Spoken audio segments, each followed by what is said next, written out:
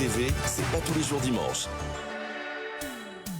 Bonsoir à tous, bienvenue dans C'est pas tous les jours dimanche, 2 heures d'information jusqu'à 20h. Ce soir, notre invité de la semaine est Manuel Valls, le ministre des Outre-mer, avec lequel on va bien sûr évoquer la situation de Mayotte qui est confrontée à une tempête tropicale. Au cœur de notre grand débat de la semaine, les grandes tractations qui se poursuivent autour de la question des retraites. Le gouvernement qui essaye d'amadouer la gauche, mais ce soir, c'est la droite qui, justement, lance un avertissement au gouvernement. Et puis, le duel de la semaine opposera tout à l'heure François-Xavier Bellamy à Robert Ménard. C'est pas toujours les jours dimanche, c'est tout de suite.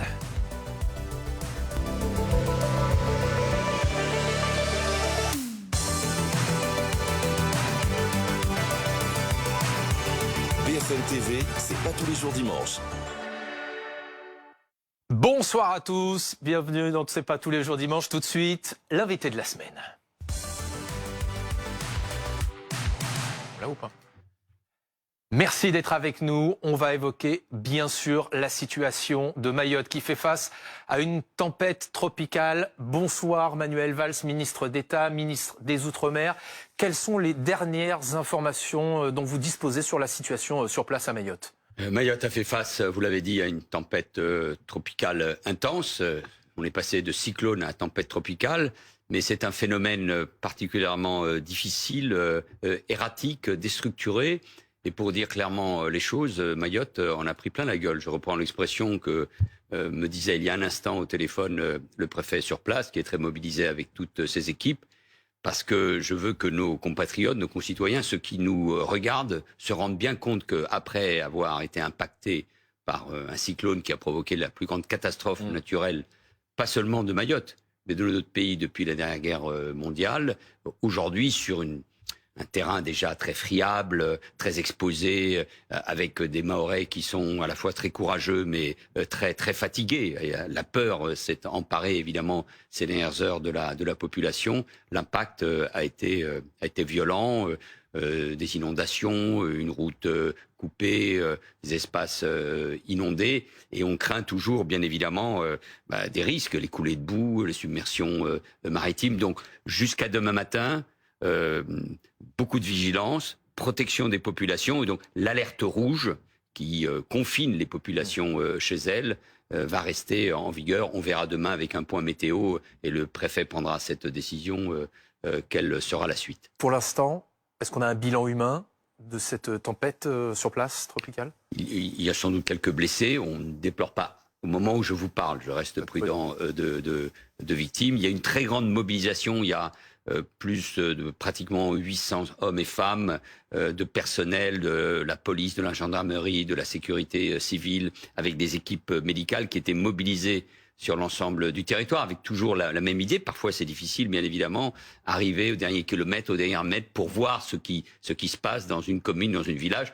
Tout cela se fait aussi en grande coopération avec les 17 communes, avec les maires. J'ai eu le président des maires aussi de Mayotte, avec le conseil départemental, j'ai parlé avec son président cet après-midi, parce que c'est important que l'État et les communes, les élus, travaillent ensemble pour venir au secours de la population. Je rajoute d'ailleurs qu'il y a à peu près 20 000 personnes qui ont été mises à l'abri, 15 000 dans des écoles et des gymnases, et 5 000 sans doute dans les mosquées, puisqu'elles ont ouvert leurs portes. La religion musulmane, un islam très ouvert, très fraternel sur place à Mayotte, a permis d'accueillir aussi des personnes. Alors justement, on va aller sur place à Mayotte, retrouver notre envoyé spécial qui est présent, Antoine Forestier. Bonsoir, vous êtes présent sur place avec Sonia Reynaud. L'alerte rouge a donc été prolongée jusqu'à demain.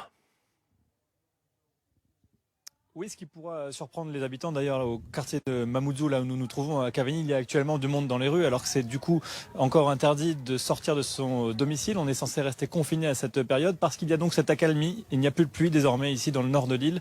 On ressent un léger vent, mais rien à voir avec ce qu'on a pu connaître en début de journée. Mais le préfet le disait tout à l'heure, il est possible qu'il y ait de nouveau du vent fort avec des rafales à 80 km/h demain, de nouveau des pluies, même si ce système dépressionnaire est en train de s'éloigner de Mayotte. Et comme c'est un territoire qui a été fragilisé déstabilisé par le cyclone Chido il y a maintenant un mois, par cette tempête tropicale qui est passée ce week-end.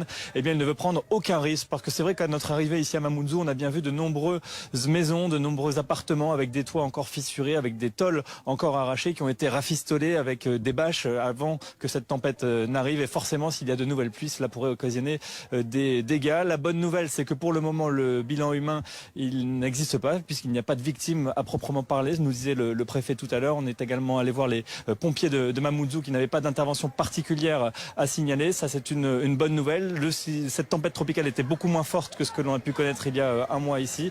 C'est principalement le sud de l'île qui a été touché. On s'en est rendu compte à Mbouani tout à l'heure, une commune qui avait, elle, été épargnée lors du passage du cyclone il y a un mois. Il y a eu des inondations, des submersions marines, un pont également piéton qui s'est effondré. Les habitants d'ailleurs sont sortis à ce moment-là et certains ont même utilisé leur pirogue dans la rue parce qu'il y avait quasiment 1 mètre d'eau à cet endroit-là. Voilà ce qu'on a pu constater ici au niveau de Mayotte en termes de dégâts. Dans le nord principalement, la journée a été plutôt calme, du vent, de la pluie, mais rien à voir avec ce que l'on a pu vivre il y a un mois à Mayotte. Mayotte qui reste donc en alerte rouge ce soir. Demain également, une bonne partie de la journée, il faut rester confiné chez soi. La circulation reste interdite et surtout l'activité économique reste à l'arrêt. Les entreprises, les restaurants, les bars, tout est encore fermé pour une journée supplémentaire. Les supermarchés également. Et puis l'aéroport, il reste fermé sur Petite Terre. Pas de vol prévu pour le moment jusqu'à la levée de cette alerte. Antoine Forestier, envoyé spécial BFM TV avec Sonia Reynaud depuis Mayotte. Merci beaucoup. Monsieur le ministre d'État, le texte spécial, justement, la loi spéciale pour Mayotte va arriver demain en commission à l'Assemblée nationale. Vous avez dit que vous vouliez relever Mayotte. C'est quoi votre méthode? Concrètement, il y a quoi dans ce texte?